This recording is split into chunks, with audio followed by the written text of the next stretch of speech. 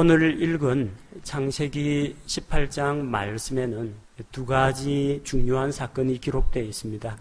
첫 번째는 하나님께서 아브라함에게 나타나셔서 자기의 약속을 다시 한번 재확인시켜 주셨다는 것과, 두 번째는 소돔과 고모라에 대한 심판을 행하기에 앞서서 아브라함에게 그걸 알려주셨고, 아브라함이 소돔과 고모라를 위해서, 그들을 위해서 하나님 앞에서 호소하고 기도하는 내용이 나옵니다. 이 두 가지 사건을 중심으로 본문 말씀을 살펴보도록 하겠습니다.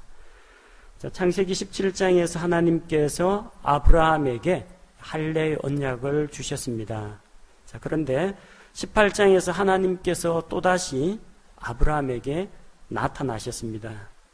아브라함은 처음에는 그 세 사람이 하나님과 천사들이라는 것을 알지를 못했습니다. 어느 날 갑자기 주께서 마므레의 평야에서 아브라함에게 나타나셨습니다. 자, 1절에 아브라함에게 나타나셨다라고 기록이 되어 있죠. 이 모습을 나타내다라는 단어는 영어로 appear라고 되어 있습니다. 모습이 나타났다는 거예요. 저 멀리서부터 걸어오기 시작했다는 이야기가 아닙니다. 갑자기 자기 근처에서 하나님께서 모습을 드러내셨다는 이야기입니다. 모습을 드러낸 세 남자를 보니까 세 남자가 자기 주변에 서 있는 것을 보았습니다. 그런데 분명히 사람 남자의 모습을 하고 있었습니다. 세 남자라고 기록이 되어 있습니다. 천사들이 사람의 모습으로 나타날 때는 성경에는 항상 젊은 청년의 모습으로, 남자의 모습으로 나타납니다. 멀리서부터 이들이 아브라함의 장막을 향해서 걸어온 것이 아니라 모습을 드러냈습니다. 아브라함은 아직까지는 이 세 남자가 누구인지 그들의 정체에 대해서 알지 못하는 상태입니다. 3절 말씀에 보니까 이르되 내 주여라고 부르죠. 성경에서 주라는 단어가 나올 때 이 주라는 단어가 고딕체로 진하게 되어 있는지 아니면 그냥 일반 명조체로 되어 있는지 보시기 바랍니다. 영어 성경 있는 분은 그 주라는 단어가 영어 대문자 LORD 네 글자 모두 대문자로 되어 있는지, 첫 글자 L자만 대문자로 되어 있는지 비교를 해보시면 됩니다. 첫 글자만 L자만 대문자로 되어 있을 경우에는 이거는 그냥 주인, 주님, 주라는 뜻입니다. 히브리어에서 아도나이를 옮긴 것입니다. 그런데 네 글자가 모두 LORD라는 네 글자가 모두 대문자로 되어 있을 경우, 여러분 한글로 된 성경에는 주자가 진한 고딕체로 되어 있으면은, 그렇게 되면 그거는 여호와, 주 하나님이라는 뜻입니다. 용어가 다릅니다. 근데 아브라함이 그를 내 주여라고 3절에서 부를 때, 이때는 여호와 하나님을 부른 것이 아닙니다. 아직은 그분이 하나님이라는 걸 알아보지를 못하고 자기를 낮추고 상대방을 높이면서 주여하고 이렇게 부르는 겁니다. 아브라함의 생각에 그들은 길을 지나가고 있는 나그네라고 생각했습니다. 그래서 내가 주의 눈앞에서 호의를 입었으면 주의 종을 떠나서 지나가지 마시고 잠깐 들렀다가 음식을 좀 드시고 가십시오. 이렇게 나그네를 대접하는 모습을 볼 수가 있습니다. 그래서 히브리서 13장 2절 말씀에는 나그네 대접하기를 잊지 말라고 합니다. 이로써 어떤 자들이 알지 못하는 가운데 천사들을 대접하였느니라. 자기도 알지 못하는 가운데 하나님의 천사들을 대접하는 그런 경우도 있다는 겁니다. 이 천사라고 해서 우리가 동화책에 보는 것처럼 머리에 동그란 원 테두리가 있고 등 뒤에 날개가 달려 있고 그런 모습이 아닙니다. 만약 천사가 그런 모습으로 생겼다면 아브라함이 한눈에 이 두 사람이 천사구나 알아보았을 겁니다. 히브리서 13장 2절에 보니까 알지 못하는 가운데 천사들을 대접하였다고 합니다. 뭘 말하느냐 하면 천사가 인간 남자의 모습을 드러낼 때에는 사람하고 똑같이 생겼습니다. 사람의 신체 구조, 사람의 외모, 사람의 키, 체격, 모든 것이 비슷합니다. 그래서 알아볼 수가 없어요. 그래서 알지 못하는 가운데 천사들을 대접하기도 한다는 것입니다. 성경에는 종종 하나님의 천사들이 사람의 모습으로 나타난 그런 사례들이 있습니다. 오늘 창세기 18장 말씀도 그런 사례들 가운데 한 가지입니다. 아브라함은 나그네에 대해서, 손님에 대해서 접대하는, 긍휼을 베푸는 이런 넓은 마음을 가지고 있었습니다. 다른 사람을 불쌍히 여기고 동정을 베푸는 이런 좋은 마음을 가지고 있었습니다. 그래서 그들을 맞이해 드렸습니다. 내가 물을 조금 가져올 테니까 발을 씻고 나무 밑에서 쉬십시오. 이렇게 이야기합니다. 왜 텐트 안으로 모셔드리지 않고 나무 밑에 쉬게 하느냐? 나무 밑이 더 시원합니다. 텐트는 사막에서 열을 받으면은 통풍은 되겠지만 그래도 덥습니다. 나무 그늘, 거기는 습도가 그렇게 높지가 않기 때문에 건조하고 더운 날씨에는 그늘만 찾으면 시원합니다. 그리고 나무 밑에 바람이 불기라도 하면은 이 나그네들이 쉬어가기에 참 좋은 곳입니다. 그들을 쉬게 한 다음에 아브라함은 음식을 준비합니다. 어떤 음식들이 나와 있어요? 화덕에 구운 납작한 빵이 있고요. 유대인들이 먹는 납작한 빵, 밀가루 반죽 안에다가 이스트 같은 걸 넣지 않고 밀가루 반죽을 화덕에다가 구워내는 마르고 딱딱한 빵이 있습니다. 얇게 구운 빵이 있는데 주의 만찬 때 사용하는 빵도 그런 납작한 빵을 사용합니다. 그리고 소도 잡았어요. 어린 송아지를 잡아가지고 연하고 좋은 송아지를 자기 청년에게 주니까 송아지 고기를 요리를 했습니다. 또한 유목민이다 보니까 버터와 우유가 있습니다. 그 모든 것들을 그들 앞에 차려놓았는데 그들이 그것을 먹고 마셨다고 기록이 되어 있습니다. 그 가운데 한 분은 하나님이시고요. 하나님이 사람의 모습으로 나타났고 그들 가운데 둘은 천사들인데 천사가 사람 남자의 모습으로 지금 나타나 있는데 그들이 사람들이 먹는 음식을 먹었다는 겁니다. 이건 뭘 말하느냐면 이 사람들이 헛개비가 아니란 이야기예요. 만지려고 하면은 이 손에 잡히지도 않는 어떤 유령과 같은 그런 존재가 아니고 실체가 있는 존재라는 겁니다. 어떤 사람의 껍데기나 사람의 탈을 쓰고 나타난 것이 아니고 진짜 인간의 모습으로 나타난 것입니다. 그래서 먹고 마실 수가 있어요. 빵을 먹었는데 빵이 모래바닥에 툭툭 떨어지거나 그러지 않았습니다. 그들은 잘게 씹어가지고 먹고 소화 흡수시켰습니다. 인간 육체하고 똑같은 작용을 하는 것을 볼 수가 있습니다. 자, 이때까지는 아브라함은 이들이 누구인지 알지 못합니다. 그런데 이제 하나님께서 자기 자신을 아브라함에게 계시해서 보여주십니다. 자기를 보여주시죠. 자, 9절에서 내 아내 사라가 어디 있느냐?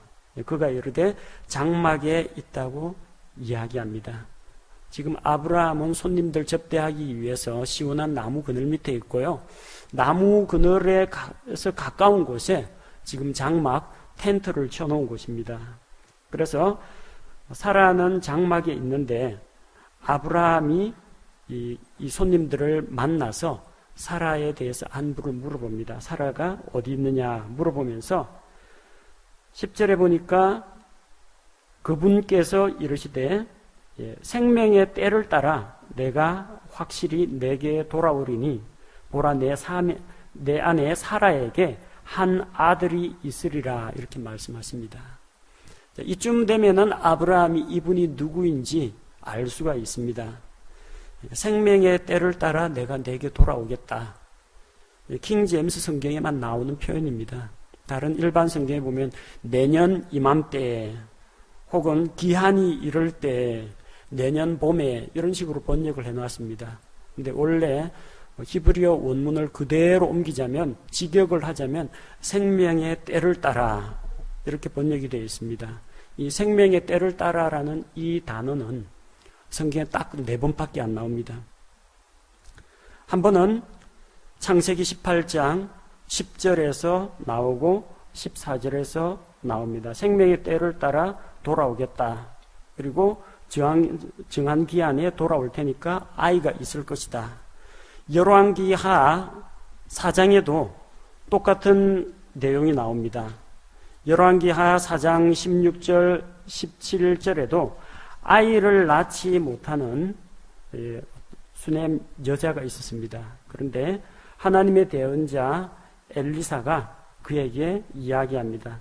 생명의 때를 따라 이맘때 내가 아들을 안으리라.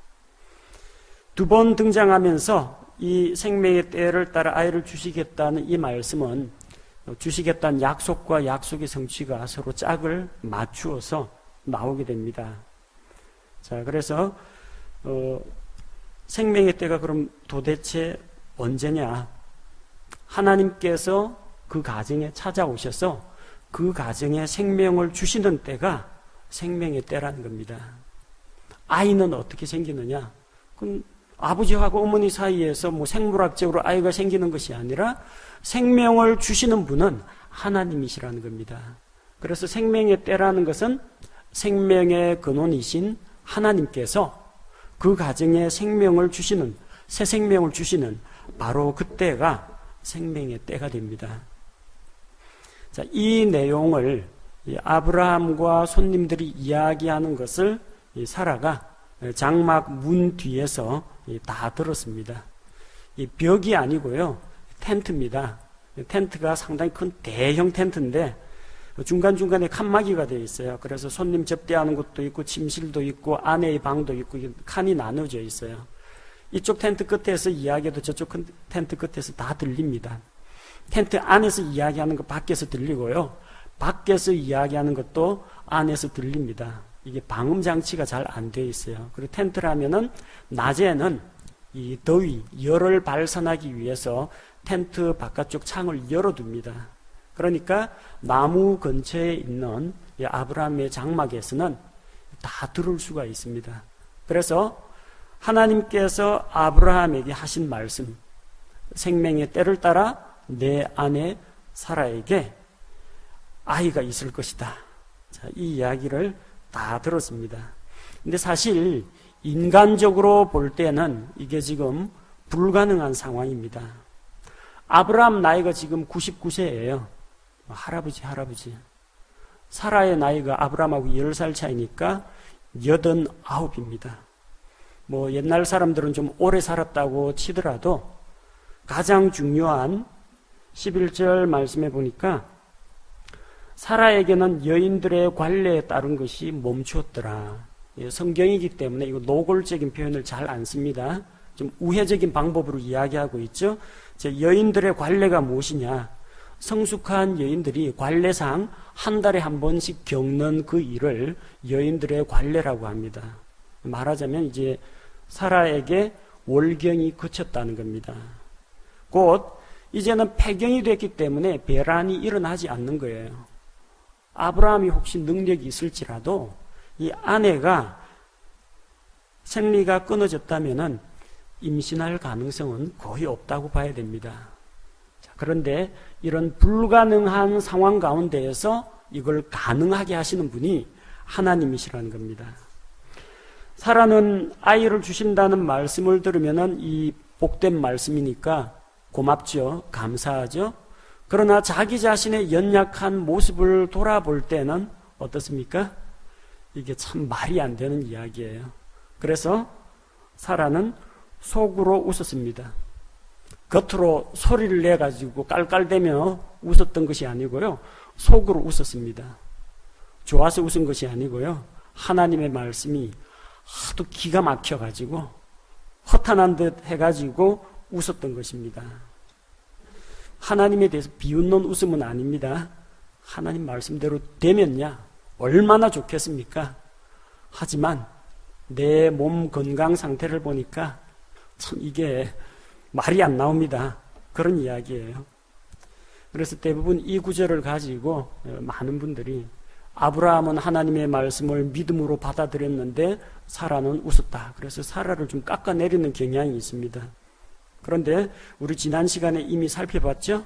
창세기 17장 17절에서 아브라함이 먼저 웃었습니다. 아브라함이 하나님의 말씀을 듣고 그것도 하나님 면전에서 아브라함이 얼굴을 대고 땅에 대고 엎드려 웃으며 마음속으로 이르되 100세인 사람에게 아이가 태어날 수 있으리요 90세인 사라가 낳을 수 있으리요. 아브라함도 웃었어요. 사람만 웃었던 게 아닙니다. 사람의 생각으로 볼 때에는 도저히 가능해 보이는 일이 아니었다는 겁니다. 그러나 사람들이 그렇게 어이없어하고 기가 막혀 할지라도 하나님의 능력은 제한을 받지 않습니다. 전능하신 주 하나님에게는 불가능한 일이 없습니다. 어려운 일이 없습니다. 하나님께서는 모든 것을 하실 수가 있는 분입니다. 그래서 우리가 지난 시간에 창세기 17장 1절에서 아브라함에게 하나님이 나타나실 때 어떤 모습으로 나타나셨습니까? 나는 전능자 하나님이라. 전능하신 하나님으로 나타나셨습니다. 그 하나님에게는 불가능한 것이 없어요. 또 그 하나님 앞에서는 아무도 자기를 속일 수가 없습니다. 사라는 하나님께서 그 말씀을 하시니까 가슴이 덜컥합니다.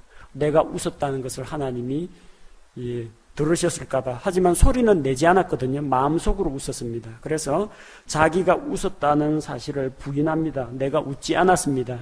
그러나 하나님께서는 말씀하시죠. 아니라 내가 웃었느니라. 하나님 앞에서는 변명할 수도 없고 거짓말을 할 수도 없습니다. 하나님께서는 여러분의 마음 중심을 아십니다. 여러분 속에 어떤 생각이 있는지, 여러분이 어떠한 상태에 놓여 있는지, 여러분이 얼마나 하나님 앞에서 추한 죄인인지, 이 모든 것을 하나님께서는 알고 계신다는 겁니다. 그래서 그런 하나님께서 나를 알고 계시면 어떻게 해야 돼요? 변명하고 핑계대고 도망갈 것이 아니라 자기를 하나님 앞에서 고백하고 드러내야 합니다. 잘못한 거 너 거짓말했지 하고 하나님께서 죄에 대해서 지적을 하셨어요. 그러면 저는 죄인 아닙니다 하고 이렇게 변명을 하거나 자기를 합리화하려고 하지 말고요. 주님, 저는 죄인입니다. 솔직하게 고백할 때 하나님께 한 걸음 더 가까이 다가갈 수가 있습니다.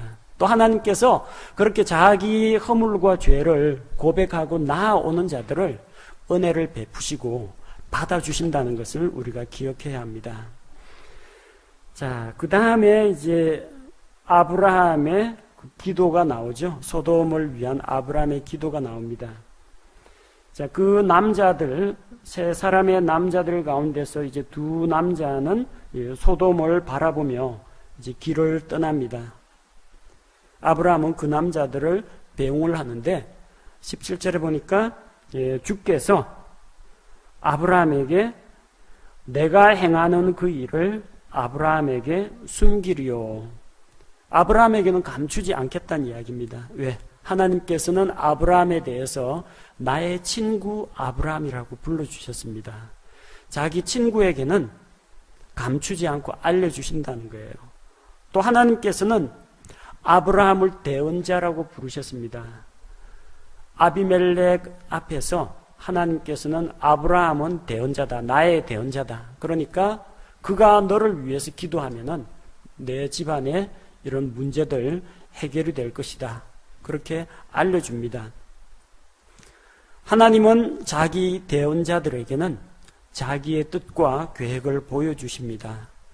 아모스 3장 7절 말씀해 보니까 분명히 주 하나님은 자신의 은밀한 일을 자신의 종 대언자들에게 계시하지 아니하고는 아무것도 행하지 아니하느니라. 하나님께서 하시는 모든 일을 사람들이 낱낱이 다 알 수는 없습니다. 그분은 크고 위대하십니다. 우리가 감히 생각지도 상상하지도 못한 일들을 능히 행하시는 분입니다. 그러나 우리 사람들이 반드시 알아야 되는 그런 문제에 대해서는 성경을 통해서 대언자들을 통해서 알려주십니다. 우리가 꼭 알아야 될 게 무엇입니까? 이 세상이 어떻게 생겨나게 되었느냐 알아야죠. 이게 우주 대폭발을 통해 가지고 지구가 태어난 게 아닙니다. 창조주 하나님이 만드신 겁니다. 그래서 대언자들을 통해서 성경 기록을 통해서 하나님께서 온 세상을 만드셨다 기록이 되어 있습니다. 또 사람이 누구인지는 우리가 알아야 됩니다. 나는 왜 이 세상에 태어났는가? 어디서 왔다가 어디로 가는 존재인가? 알아야죠. 성경은 그걸 보여주십니다. 하나님께서 자기의 형상대로 사람을 만드셨다. 그런데 그 사람이 죄를 지었다. 하나님 앞에서 죄를 지었다. 그래서 사람은 하나님과 함께 있지 못하고 하나님을 떠나 살아가게 된다. 그런데 그 죄의 문제를 해결하지 못하면 영원한 지옥의 형벌을 받게 된다. 이거 얼마나 중요합니까? 이거 알아야죠. 대언자들을 통해서 알려주십니다. 사도들을 통해서 알려주십니다. 전도자와 목회자를 통해서 알려주십니다. 그래서 내가 하는 것을 어찌 숨기겠느냐. 사람들에게 다 공개해요. 죽고 난 다음에 천국도 있고 지옥도 있다는 거 중요합니다. 우리 이 세상에서 살아봤자 기껏해야 80에서 100 살면 오래 살았다고 합니다. 그러나 죽음 이후에 영원한 세계가 있습니다. 사람은 땅에 묻혀가지고 시체가 되어서 흙으로 돌아가는 그런 존재가 아닙니다. 몸은 그렇게 썩어서 돌아가지만 우리의 영과 혼은 불멸의 존재입니다. 그래서 우리에게는 천국 갈 것이냐 지옥 갈 것이냐 미래를 준비하라고 중요하기 때문에 우리 앞에 닥친 일에 대해서 하나님께서 계시해 주신다는 겁니다. 뭐 동쪽으로 가면 불길할 것이다, 온열의 물가에 가면 뭐 불길하다, 이런 거 알려주는 게 아니고요. 정말 사람에게 필요한 생명의 문제에 대해서, 구원의 문제에 대해서 알려주십니다. 그 우리를 구원하기 위해서 세상에 사람들의 죄를 대신해서 십자가에 달려 대신 죽으신, 우리 죄를 위해서 대신 죽으신 예수 그리스도에 대해서 너희가 알아야 한다. 이 예수 그리스도를 믿으면 죄의 용서를 받고 구원을 얻는다. 이 중요한 사실 아닙니까? 숨기지 않습니다. 계시해서 보여주신다는 겁니다. 그래서 주께서는 성경을 통해서 자기 자신의 뜻과 계획과 앞으로 이 지구의 종말과 우리 인생의 종착지가 어디인지를 보여주고 있습니다. 그래서 성경 말씀을 부지런히 읽고 가까이 하시기 바랍니다. 자, 그렇게 하나님께서 아브라함에게 자기가 하고자 하는 것을 계시하셨는데 어떤 내용을 계시하셨습니까? 한 가지는 아브라함이 장차 어찌 될 것인지 계시해서 보여주셨습니다. 18절 이하에 나오죠. 내가 보건대 아브라함은 분명히 크고 강력한 민족이 되며 땅의 모든 민족들이 그 안에서 복을 받으리니. 아브라함에게 주신 창세기 12장 그리고 15장 17장 여기서 나왔던 그 약속들을 다시 한번 거듭거듭 되풀이해서 재확인시켜주고 계신 것입니다. 왜 이렇게 아브라함에게 복을 주십니까? 하나님께서 그를 부르시고 또 그를 통해서 예수 그리스도가 이 세상에 오도록 하기 위해서입니다. 19절 말씀, 이는 내가 그를 알기 때문이라. 하나님께서 아브라함을 알기 때문이라고 했습니다. 여러분 하나님을 아십니까? 여러분 미국 대통령 오바마를 아십니까? 예, 저는 오바마를 잘 압니다. 근데 오바마가 저를 모릅니다. 상당히 안타까운 일이죠. 저는 아는데 그 사람이 저를 몰라요. 이건 안다고 할 수가 없어요. 저는 오바마에 대한 주변 정보만 압니다. 그가 몇 살이고 어떻게 대통령이 되었고 뭐 키가 어느 정도이고 뭘 좋아하는지 이런 건 주워 들은 게 많아가지고 압니다. 하지만 서로 만나가지고 교제를 해서 아는 사이는 아닙니다. 왜? 그래서 오바마는 저를 몰라요. 여러분 하나님을 아십니까? 하나님에 대한 것을 아십니까? 하나님을 아십니까? 성경 말씀을 통해서 여러분이 하나님을 알아갈 때 하나님께서 여러분을 알아주신다는 겁니다. 내가 누구 아는데 어디 가면 우리 어깨에 힘주죠. 내가 말이야 어디 있는 누구도 알고 아는 사람 많다고 자기 빽 있다고 이야기하는데요. 정작 그 권세나 능력 있는 사람이 자기를 몰라주면 아무 필요 없는 겁니다. 여러분 하나님을 알고 알아가는 것도 필요합니다. 근데 더 중요한 건요, 하나님이 여러분을 주목하고 하나님이 여러분을 알아주셔야 됩니다. 아브라함은 하나님을 알았고 하나님의 아신 바가 되었습니다. 그래서 하나님께서 그에게 약속하신 것들을 친히 이루겠다고 하셨습니다. 하나님께서 아브라함에게 또 무엇을 계시해서 보여주셨습니까? 20절 이하 이제부터 하나님께서 하실 일을 알려주십니다. 소돔과 고모라에 대한 부르짖음이 크고 그들의 죄가 심히 중하기 때문에 내가 하늘에서 들리는 그런 고통과 부르짖음 이 소리가 과연 그러한지 확인하러 내려왔다는 겁니다. 누가 주께 부르짖었습니까? 땅이 부르짖습니다. 욥기 31장 38절 말씀에 의하면 내가 만약에 누구를 억울하게 착취했고 내 품꾼들에게 삭슬 제대로 주지 않았고 또 내가 그 땅을 하나님의 말씀대로 관리하지 않았다면 또 내가 땅에다가 무죄한 피를 흘렸다면 땅이 나를 고발한다고 했습니다. 땅이 나를 대적하여 부르짖을 것이라고 했습니다. 피가 부르짖습니다. 가인이 자기 동생 아벨을 죽였을 때 아벨의 그 흘린 피가 땅에 뿌려졌고 그래서 의로운 자로서 죽임을 당한 아벨의 피가 하나님께 호소합니다. 하나님, 나의 억울함을 돌아보옵소서. 그렇게 호소를 합니다. 땅이 부르짖고 피가 부르짖습니다. 소돔 고모라에도 억울하고 안타까운 일, 가증한 일, 추잡한 일 이런 일들로 인해서 고통과 피해를 당하는 사람이 있고 범죄의 결과로 또한 그들의 악행으로 인해서 땅이 정말 더럽고 역겨워가지고 사람들을 토하여 내칠 것과 같이 하나님 앞에서 이 땅이 가증한 사람들 때문에 땅이 더러워지고 오염되어서 하나님께 호소한다는 이야기입니다. 그래서 그 부르짖음이 과연 그러한지 하나님께서 알아보고자 친히 내려오셨습니다. 하나님께서 눈이 나빠가지고 소리만 들어가지고 잘 모르겠다. 내가 가서 한번 눈으로 확인해보자. 그런 게 아니고요. 전지전능하신 하나님은 다 알고 계십니다. 다 알고 계신데 과연 그러한지 직접 친히 감찰하러 내려오신 겁니다. 사람들이 하나님께 반역하고 바벨탑을 쌓을 때에도 하나님께서도 우리가 내려가서 그들의 행하는 것을 한번 보자 하시고 직접 내려오셨습니다. 공평과 정의로 세상을 다스리시는 하나님께서 이런 세상에서 일어나는 크고 작은 일들에 대해서 관심을 갖고 계신 것을 볼 수 있습니다. 그래서 그 죄에 대해서는 반드시 하나님께서 보응을 하십니다. 만약 그들의 죄가 하늘에 사무칠 정도로 부르짖는 소리가 하늘에 사무칠 정도로 크다면은 마땅히 그 도시들과 그 도시 안에 있는 죄인들을 심판하시겠다는 이야기입니다.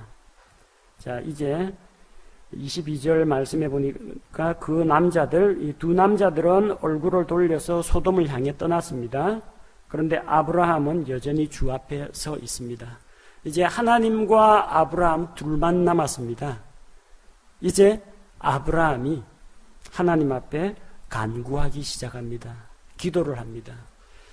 소돔과 고모라의 죄악에 대해서는 아담도 익히 알고 있을 겁니다. 그리 멀지 않은 곳에 소돔 고모라가 있습니다. 그들의 패역한 일은 아마 전 세계에 다 소문이 났을 겁니다. 하나님께서 반드시 그 도시를 심판하신다는 것도 이제는 알고 있습니다. 근데 그 도시 안에 누가 있어요? 자기 조카가 거기에 살고 있습니다. 자기 조카 롯과 그의 가족들이 소돔성에 살고 있는데 하나님께서 그들의 죄에 대해서 심판을 하신다고 소돔 고모라를 갈아엎으시면은, 뒤엎으시면은 그 안에 있는 자기 조카 롯의 생사가 걱정 안 될 수가 없죠. 그래서 하나님 앞에 나와서 호소를 합니다. 자, 아브라함은 하나님 앞에서 당당히 자기가 믿고 확신하는 바를 밝힙니다. 25절 말씀해 보니까 주께서 이런 식으로 행하여 의로운 자들을 사악한 자들과 함께 죽이시는 것은 결코 있을 수 없습니다. 하나님은 온 땅의 심판자이기 때문에 공정해야 한다는 겁니다. 죄인만 심판해야지 그 안에 있는 의인들까지 같이 망하게 하면 안 된다는 겁니다. 23절, 25절 말씀에 역시 반복되어 나오죠. 23절, 주께서 의로운 자들을 사악한 자들과 함께 멸하려 하시나이까. 함께 멸망시키면 안 된다는 겁니다. 심판 중에 의로운 자들은 좀 구출을 해 주셔야지 심판하는 그 와중에 같이 망하고 같이 죽으면 곤란하다는 겁니다. 또한 하나님의 사랑과 긍휼에 대해서 호소합니다. 24절에 보니까 주님, 그 안에 의로운 자들이 50명의 의로운 자들이 있을지라도 주께서 그곳을 멸하시고 용서해 주지 않으시겠습니까? 하나님의 용서를 구합니다. 긍휼이 많으신 하나님께서 그 도시에 살고 있는 의인들을 위해서 그 도시를 용서해 달라고 간구합니다. 아브라함은 하나님이 어떤 분인지 잘 알고 있었습니다. 그는 하나님의 속성과 성품을 알고 있었습니다. 그분은 정의의 하나님이기 때문에 반드시 법은 법대로 집행하시는 분입니다. 그러나 한편 그분은 사랑과 긍휼의 하나님이시기 때문에 심판 가운데에서도 긍휼을 베푸신다는 것을 믿었습니다. 그는 하나님 앞에 겸손히 나아갑니다. 하나님이 그를 친구로, 대언자로 대해주지만 그는 하나님 앞에서 머리를 조아립니다. 27절 말씀에 보니까 티끌과 재 같은 내가 주님, 저는 하나님 보시기에 땅의 이 티끌과 먼지, 재와 같은 그런 존재입니다. 하지만 31절 내가 감히 이 창조주 하나님 앞에서 이 연약한 창조물인 내가 감히 주님께 이렇게 구합니다. 32절 오 주께서는 노하지 마시옵소서. 이렇게 자기를 낮추고 하나님을 두려워하는 가운데에서 기도하고 있습니다. 기도할 때 이렇게 겸손한 그런 기도를 하나님이 들으십니다. 자신만만하게 기도한다고 해서 하나님 앞에 탁 가가지고 하나님 알 거 다 알지 않습니까? 우리 사이에 1억입니까? 어쩜 저한테 이럴 수가 있습니까? 이런 식으로 원망해서는 안 돼요. 아니 하나님 제가 500만 원 필요하다고 했지 언제 300만 원 필요하다고 했습니까? 200만 원 언제 주실 겁니까? 하나님 앞에서 뭐 맡긴 거 찾으러 가는 사람처럼 그렇게 무례하게 기도하는 거 요즘 잘못 가르치는 사람이 많습니다. 하나님 앞에 꾸밈 없이 이야기하라, 담대히 이야기하라를 하나님 앞에서 버르장머리 없이 무례하게 행하는 걸로 착각하는 사람들이 있습니다. 상대가 누굽니까?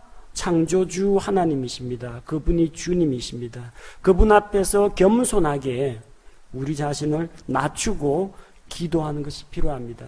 여러분 기도하다가 몇 번 기도합니까? 한 번 기도해가지고 안 되면 몇 번까지 기도합니까? 아브라함은 참 줄기차게 기도합니다. 하나님 그 도시에 의로운 사람 50명이 있으면은 그 도시 전체를 용서해 주실 수 없습니까? 그 도시 다 무너져가지고 망해버리면 50명 어디서 뭐 먹고 삽니까? 집 다 무너지고 논밭 다 엎어버리고 그들 가축들 다 불벼락 맞고 다 죽어버리면은 뭐 먹고 삽니까? 50명 때문에 도시 전체를 용서해주면 안 됩니까? 담대하게 하나님 앞에 나아가서 이야기합니다. 하나님이 긍휼을 하신 하나님이 50명의 의인이 있다면 그 도시 전체를 내가 용서해주겠다. 하나님이 너무 당당하게 말씀을 하시니까 좀 불안한 생각이 들어요. 하나님 5명만 깎읍시다. 혹시 45명이라면 5명 모자란다고 해서 그 때문에 모자라는 5명 때문에 그 도시를 그래도 멸하셔야 되겠습니까? 45명이 있어도 내가 용서해 주마. 아브라함은 또 자신이 없어집니다. 하나님 5명 더 깎아서 40명 있으면 어떻게 좀 안 되겠습니까? 40명이 있어도 내가 용서해 준다. 또 10명 더 깎았습니다. 하나님 30명 있으면 어찌하시렵니까? 하나님 30명 있어도 내가 그 도시를 용서해 주겠다고 합니다. 하나님 20명이 있으면 어떻게 하시겠습니까? 내가 의로운 사람 20명을 찾으면 그곳을 멸하지 않겠다고 합니다. 하나님이 너무 순순히 이야기하는 거 보니까 20명도 안 되는 것 같아요. 그래서 또 불안한 마음이 듭니다. 혹시 20명 안 되면 큰일이거든요. 또 기도합니다. 하나님 의인 10명 있으면 어찌하시렵니까? 내가 10명으로 인하여 그곳을 멸하지 아니하리라. 몇 번 기도했어요? 50명, 45, 40, 30, 20, 10. 6번 기도했습니다. 뭐 조금 더 기도하면 될 것 같은데 아브라함도 이 체면이 있어서 그런지 부끄러워서 그런지 아니면은 믿는 바가 있어서 그런지 더 이상 기도하지 않습니다. 아브라함은 의인 10명까지만 구하고 더 이상 기도하지 않았습니다. 아브라함 생각은 아마도 가만히 꼽아봐도 뭐 의인 10명은 얼추 되지 않나 그렇게 생각한 모양입니다. 일단 자기 조카 롯이 있거든요. 성경에 롯은 의인이라고 기록되어 있습니다. 그 롯의 아내가 있습니다. 장가 들었으니까 아내가 있고 두 딸이 있습니다. 자식 교육은 제대로 시켰겠지. 그럼 또 두 사위가 있는데 사위감 고를 때 아무래도 그래도 좀 믿음의 사위를 고르지 않았을까? 대충 가족만 따지면 6명 나옵니다. 근데 가족뿐이 아니죠. 롯이 데리고 있는 가축의 목자들, 부리고 있는 종들 하면은 뭐 자기 아래 사람 전도하는 거는 뭐 크게 어렵지 않을 테니까 못해도 한 4-5명 정도는 하나님을 소개하고 이 죄인들을 하나님께로 돌이키게 하지 않았을까? 한 10명 정도는 그래도 넉넉하다라고 이제 생각을 했던 모양입니다. 그런데 소돔 고모라 성에는 의인 10명이 없었습니다. 그래서 하나님께서 내리시는 유황불 심판으로 멸망당했습니다. 6번까지 기도한다는 것도 대단합니다. 여러분, 구원받지 못한 가족들을 위해서 얼마나 열심히 기도하십니까? 기도 손 놓으면 안 됩니다. 6번 기도하고 손 놓겠습니다. 7번, 10번 기도하고 손 놓겠습니다. 쉬지 말고 기도해야 할 그런 기도 제목도 있습니다. 내 고집과 욕심과 내 정욕을 위해서 구하는 것은 기도하다가 아차 이게 아니다 싶으면은 기도 제목 내려놔야 됩니다. 이게 내가 이걸 요구하는 자체가 하나님의 뜻에 맞지 않다면은 내려놔야 됩니다. 그런데 사람의 생명을 구원하는 이런 기도는 기도의 끈을 놓아버리면 안 됩니다. 아브라함은 6번 기도하고 손 놨습니다. 뭐 6번만 해도 대단한 겁니다. 그 도시 전체를 위해서 롯 한 사람만 어떻게 좀 몸 빼가지고 살려주십시오 이렇게 기도한 게 아니라 그 죄인들, 소돔성에 있는 그 죄인들에게 기회를 달라고 그들을 도시를 용서해 달라고 간구했습니다. 그런데 6번 하고 그만두었습니다. 하지만 하나님 왕좌의 오른편에 앉아 계신 우리 주 예수 그리스도는 기도의 손을 놓지 않습니다. 그분은 지금도 살아계셔서 이 세상에 있는 죄인들을 위해서 또 땅에 있는 자기의 지체인 교회 성도들을 위해서 쉬지 않고 기도하고 계십니다. 우리는 우리의 구세주 예수 그리스도의 기도와 예수님의 중보하심과 또 하나님의 보호하심과 우리 안에 들어와 계신 성령님의 도우심 가운데 지금 이 순간도 이렇게 하나님 앞에 나와 있고 오늘 지금 이 자리까지 오게 된 것입니다. 그래서 하나님 앞에 그저 감사할 따름입니다. 그런 예수님의 기도를 본받아서 우리도 기도에 힘쓰고 특별히 사람의 생명을 구하기 위한 그런 기도를 쉬지 말고 해야겠습니다. 오늘 창세기 18장 말씀에서 살펴본 바를 간단히 요약해 보겠습니다. 아브라함도 사라도 하나님의 그런 약속, 아이를 주겠다, 아들을 주겠다는 약속에 대해서 웃었습니다. 기가 막힐 일이죠. 그러나 하나님의 신실하심과 하나님의 능력을 믿어야 합니다. 인간은 자기 자신을 돌아보면 가진 것도 없고 이루어질 것 같지도 않고 주변 환경을 봐도 뭐 뾰족한 방법이 안 나옵니다. 그래서 자기 자신과 환경을 보지 말고 모든 것을 행하실 수 있는 하나님의 능력을 우리가 믿고 바라봐야 합니다. 그것 때문에 하나님께서 거듭거듭 아브라함에게 찾아오셔가지고 약속을 확인하시고 재확인하시고 다시 보여주시고 이런 식으로 거듭거듭 찾아오시는 겁니다. 지금은 하나님께서 여러분 개인적으로 찾아오진 않습니다. 성경에 약속이 나오니까 약속의 말씀을 또 읽고 또 묵상하고 또 다른 약속들을 성경 말씀에서 발견하고 찾아보시기 바랍니다. 또한 아브라함의 기도를 본받아서 우리의 가족과 친척과 이웃을 위해서 기도하는 것이 필요합니다. 공의로우신 하나님의 심판이 임하기 전에 각 사람이 예수 그리스도를 구세주로 받아들이고 주께 돌아올 수 있도록 아직까지 구원받지 못한 자들을 위해서 우리의 기도의 손을 놓지 말고 꾸준히 기도했으면 좋겠습니다. 창세기 18장 강의를 마치고 제가 잠시 기도하겠습니다.